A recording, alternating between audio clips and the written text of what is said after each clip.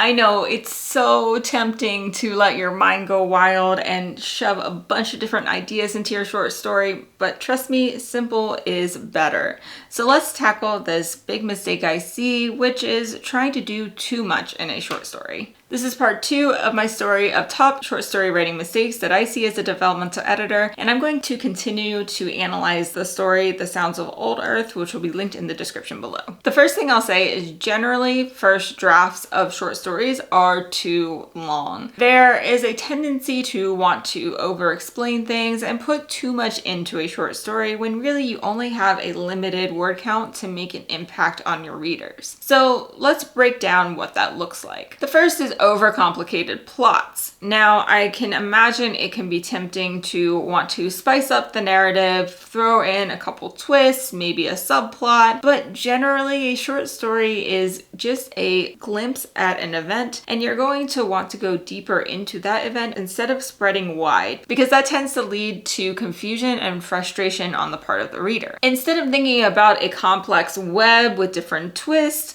focus on one singular core conflict.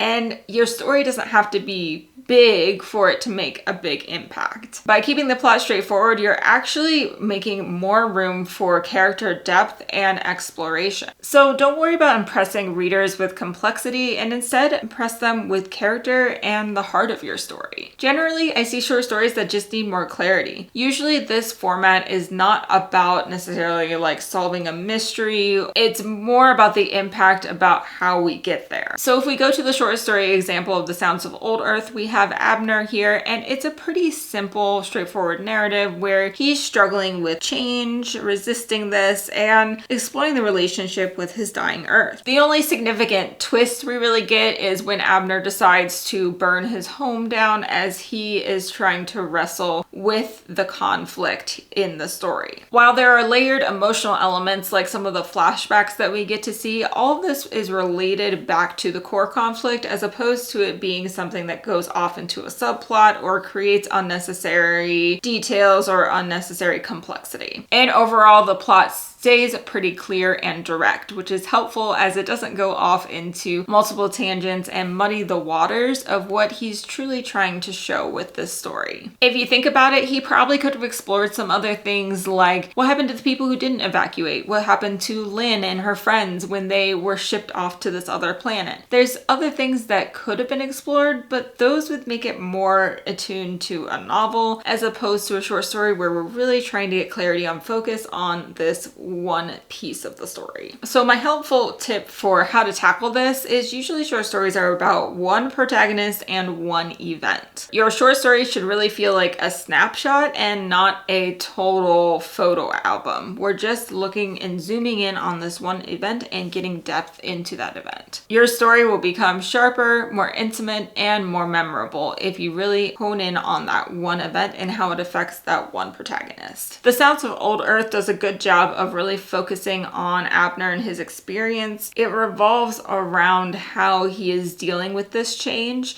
and doesn't go off into tangents about other characters too much or how they might be interacting with this change. It's really focused on him and his experience. The Earth dismantling is a backdrop to Abner's personal experience and how he is dealing with that, which means this narrative stays focused on this single emotionally charged storyline. Now, if you're enjoying this series so far, make sure to grab my short story worksheet as I go through the biggest mistakes that I see in short story writing and specific exercises that can help overcome these mistakes. So what else do we have to consider to make sure that we're not tackling too much in the story? So the next thing is to focus on specificity. So let's talk about theme first. We really want to focus and narrow down on one very specific theme or idea. The beauty of a short story is generally it's exploring a single concept without getting distracted in multiple different themes. Being specific will allow a stronger emotional punch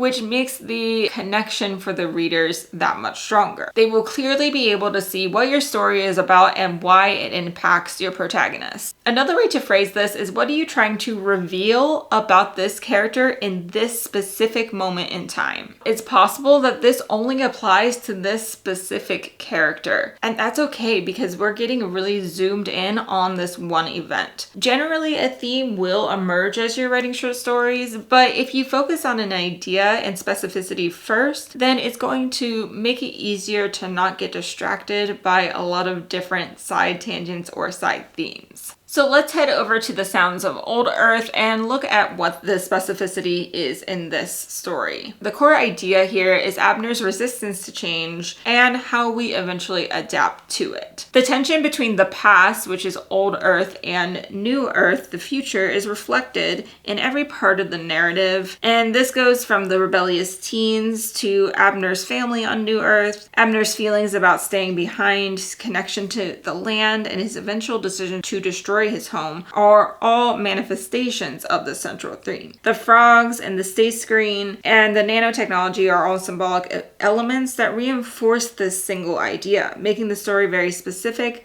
and tightly woven rather than complex or scattered. Specificity also matters when it comes to world building and character development. So I'm going to pull some examples from the Sounds of Old Earth to show you what I mean. An acidic rain mists my body, and a thick fog obscures the vac-sealed storefronts. This sentence is doing a lot of work for the author. We get a sense of the atmosphere and the mist and the rain, thick fog. We get a little bit of intrigue with the vac-sealed storefronts. He doesn't spend time explaining what the vac-sealed storefronts are. It's just giving us a backdrop and a little bit a hint of what is happening with this migration. And all this uses very clear and specific wording. The next example is the star screen around my property makes my 50 acres of forest flicker like water in sunlight. It's a matter of pride that I keep it functioning at high efficiency. After all, I designed the damn technology. So these are two sentences that include some world building with this weird technology that we're not familiar with, but also a ton of work on the character development,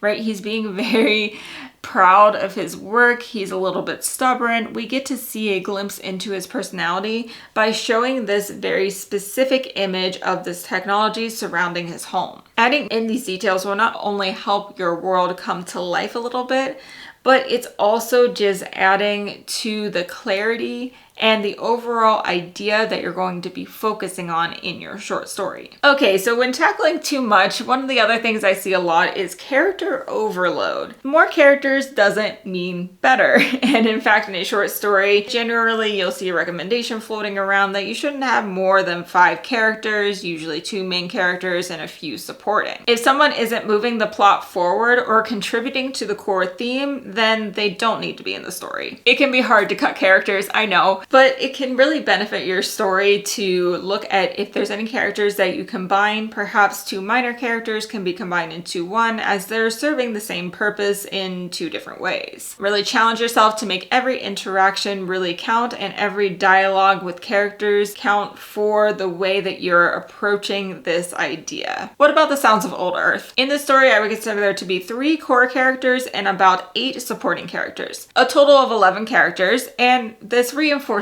the 5 characters is not a rule. You can write as many characters as you would like, but usually it's a good idea to analyze them and make sure they all fit. In this story in particular, there are some characters that we really only meet in passing, and the reason why they're important is because you're showing the impact on Abner and his memories and wanting to kind of live in the past and keep those memories pure and with him. And in order to do that, you need to show a more vast view of Abner's life leading up to this point. So the purpose of some of those supporting characters is really to add to that core central theme and conflict of change and really make it a broader world and feel like a big, living, breathing world with these people that are the holdouts and people that have gone to New Earth and Old Earth. So there is a little bit room for more characters in this short story. And of course, our 3 main characters are Abner, Abner's granddaughter, and I would consider Lynn, who is the teenager he meets in the beginning, beginning to be a core character as well. So really the focus are on those three, and the rest are supporting what change Abner is going through throughout the story. So did this story need that many characters?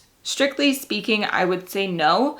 He could have done a little bit of combination of some of the holdout characters, maybe not as much emphasis on the flashbacks, but the sacrifice with that is essentially that they're not getting as deep into exploring the world and as deep into how this transition to New Earth is actually impacting Abner. Because really what we're getting here with a bigger cast is seeing the overall societal impacts of this massive migration from old to new. So that is why I think he chose to have as many characters as he did. So if you've gone through all these tips and thinking about specificity and not making things too complex, not having too many characters or subplots, and you feel a lot of resistance, like you can't get rid of it, you have to have it, you have to have the details, ask yourself if maybe you're writing a novel instead. Now, a lot of great novels have come from writing a short story first, so perhaps what you're writing is something bigger and more epic, and that's totally cool and awesome, and you should explore that. But if you're strictly focused on writing short stories, make sure to keep it not complex. You're focused on one event, one protagonist, and getting really specific and clear about that one event. Don't forget the short story worksheet in the description. And if you haven't seen it already, check out my video on the first biggest mistake that I see in short story writing. Thank you for watching and happy writing.